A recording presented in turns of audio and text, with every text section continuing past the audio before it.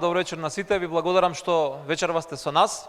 Јас денеска тргнав од Скопје, бев во Ресен, застанав во Штип да се видам со градоначалникот, завршив тука во Кочани, значи бев на прав пат и завршив со прави луѓе на право место. И ви благодарам што сте вечерва тука. Мила кажа многу за она што направивме, особено во делот конкретно за граѓаните. Јас многу малце ќе се осврнам за тоа што направивме до сега. Значи, на овој или оној начин, за овие 2 години, успеавме ги решиме најкрупните проблеми на државата. Нешто што 30 години не беше возможно. Да, со прилично голем, можем да признам и ризик, превземен, успеавме ги решиме најголемите проблеми на државата. Денеска, Македонија е на прагот на НАТО и да ги почне преговорите за членство во Европската Унија. Нешто што одамна го збориме, ама никако се случи. И ние можевме да тераме политичка кариера. И ние можевме да тераме популарност. Но ние се решивме да ги решиме проблемите и испадна дека не е ништо страшно. Напротив, денеска граѓаните живеат подобро. Денеска растат платите. Денеска имаме рекордно многу работни места. Денеска имаме рекордно ниска невработеност од само 17,5%. Не е точно дека сега се иселиле граѓаните, па затоа паднала невработеноста. Да бидеме искрени, за жал, граѓаните од кај нас се иселуваат долго време. И тоа не е случај само во последните години. За жал беше многу изразит случај добри 11 години на претходната власт. И особено вие тука во овој регион многу добро го знаете тоа. Овие проблеми ги решивме. И нема да зборуваме веќе за тоа. Ние сме на правиот пат. И ако до сега требаше да покажеме од што сме направени, а тоа го покажавме и на начинот на кој што ја превземавме власта, сега треба да покажеме што знаеме. И ова е потешко. За на првото ни требаше може само храброст. Сега треба и храброст и многу ум и памет. И ни требаат луѓе. Луѓето се најважните во следниот период што доаѓа. Секој граѓанин ни треба. Мора да престанат поделбите во државата. Мора да престанеме да се делиме по било каква основа. И одиме натака. И само така единствено можеме да успееме. Она што ме радува е дека граѓаните го препознаваат тоа. Сите оние кои што предвидуваа дека после сите болни реформи нема да успее оваа влада, еве се покажува дека грешат. Тоа не е така. И затоа сме цврсто уверени дека и на изборите во октомври следната година повторно ќе победиме. И повторно Северна Македонија ќе биде на прав пат. Ќе продолжи да оди по правиот пат. Накратко ќе се осврнам на дел од реформите кои што ги спроведуваме преку нашето министерство. Значи, нешто Михаела спомна, но доста е актуелна темата. И секогаш зборат за реформа на администрација и така натака. Јас секогаш кажувам, јас доаѓам од приватен сектор. Како што се фрустрирате и нервирате сите граѓани со дел од работите и процесите, така и јас. Меѓутоа, мораме се да спроведеме по закон. Затоа се боревме. Да важи закон во државата. И гледате, не можеме да не збориме за големиот бел слон. За борбата против корупција. Покажавме дека државата и системот функционираат. Сите сме еднакви пред законите. Ако порано првата задача на власта беше да се ги заштити сите, па после друго, сега се покажува дека апсолутно сите сме еднакви пред законите. И јас. Ако јас нешто сум сгрешил, прв додам надвор. И тоа сите мора да го сватат. Но прво мора да го свати ВМРО ДПМН. Затоа што без закон или решение за статусот на случаите кои што произлегува од нелегално прислушуваните разговори, нема напред.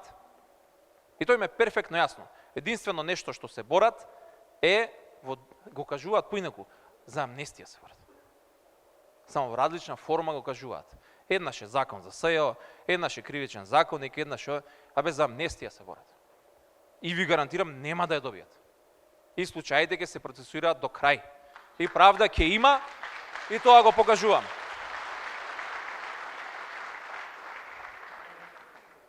Ајде се вратам на моите теми пак. Често ме прашуваат до кај си со реформите во администрацијата. Значи 2017 и 2018 година најискрено за мене беа години на фрустрација. Зошто? Затоа што анализиравме, пишувавме стратегии, планиравме и така натака. Видливите резултати конечно стасуваат сега. Почнуваат вторава половина на 2019 и цела 2020. Следната недела го пуштаме во употреба електронскиот регистар на граѓаните. Што значи ова?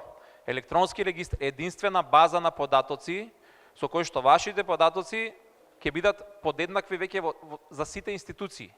Нема да имаме разлики. Во една институција вака ве пишале, во друга понатака, во избирачкиот список на трет начин. Имаме електронски регистр на население. Од следната недела веќе е функционален. За еден месец подоцна, некаде кон средината на ноември, ќе го пуштиме во употреба новиот национален портал за електронски услуги. Што значи ова? Дека веднаш од средината на следниот месец, едни од 50 најчесто барани услуги на граѓаните ќе ви бидат достапни на вашите мобилни телефони. Да немате потреба да дојдете на шалтер. Во денешно време, преку овие уреди, пишуваме, комуницираме, тераме бизнис, му пишуваме на министерот да ни заврши работа, се заљубуваме и крајно време е институциите да почнат да нудат услуги. Овде правиме се. Затоа и ние, и државата, да посветивме 2 години макотрпна работа и големи инвестиции и поддршка од Европската Унија, финансиска конкретна поддршка од Европската Унија, за да веќе следниот месец вие сите граѓани ќе имате можност многу полесно да ги добивате услугите. Овој процес продолжува и понатака. Повторно со поддршка од Европска Унија, ќе ви кажам зашто го нагласувам ова, веќе кон крајот на следната година ќе го привршиме и новиот проект за дигитализација на сите клучни регистри, се што е хартија, каде што имате вие документи. На крајот на 2020 година 200 услуги веќе се достапни на граѓаните.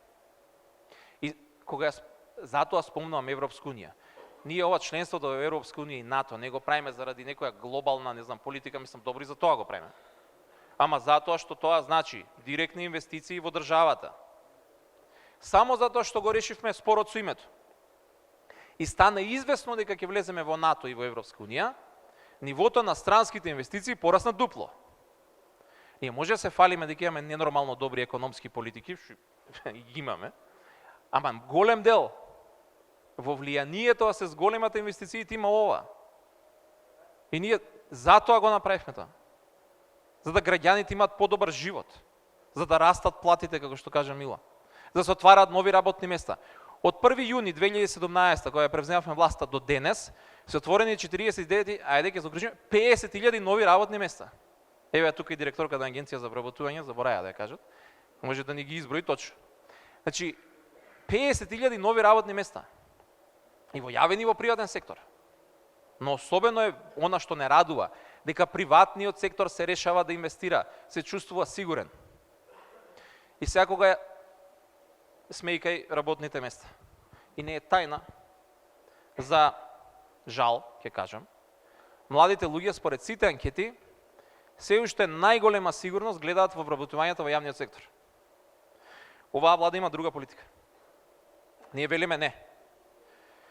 Преку Фондот за иновации и технолошки развој се нудат начини на кои што можете сами да почнете бизнис без да ризикувате, без да се задолжите, без да земате кредити. Вие да се вработите и да вработите уште тројца. Преку активните мерки за вработување, што да токму преку Министерството за труд и социјална политика, се плаќаат сертификати за преквалификација, со кои што станувате атрактивни на пазарот на трудот. Оваа година имаме 500.000 евра. 1.1 милиарди денари. Оваа година, само оваа година, за сертификати за преквалификација. Значи, луѓе кои што не може да се вработат, за релативно кратко време, 6 до 7 месеци, да може веднаш да се вработат, согласно анализите што ги имаме што бара пазарот на трудот. Значи, да го смениме начинот за да и во Кочани, и во сите делови на државата се отварат нови бизниси, нови фирми, се отварат нови работни места. Ние веќе се очуваме со недостаток на работна сила. И токму затоа го предложивме она што сега денојве многу ме прашуваат во јавност, верувам сега и надвор ќе ме начекаат, за трансфер на вработените од јавниот во приватниот сектор.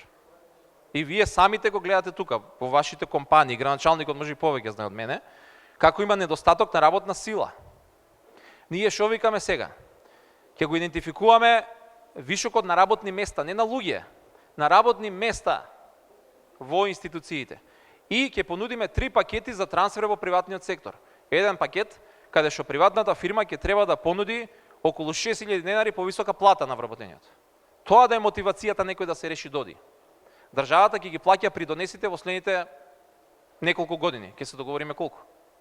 Вториот пакет, да ја платиме преквалификацијата на човекот. Ова го побараа бизнисите, приватниот сектор го побара. Преквалификувај ми го човекот, веднаш ќе го земам. Третиот е со отпремнина. Своеволно, кој сака. Ние ветивме нема да отпуштаме и нема да отпуштаме. Пред 2 дена бев на една ТВ дебата, ме викаат, добро бе, зашто не прогласите технолошки вишок и сите надвор? А викам, зошто го направиме тоа? Зошто кога можеме на човечен начин да го решиме проблемов? Да се обидеме, никој не губи од оваа операција. Државата може да заштеди пари, пошто ќе плаќа помалку заплати. Вработениот ќе продолжи да биде вработен и ќе има повисока плата. Приватната фирма ќе добие поевтин работник.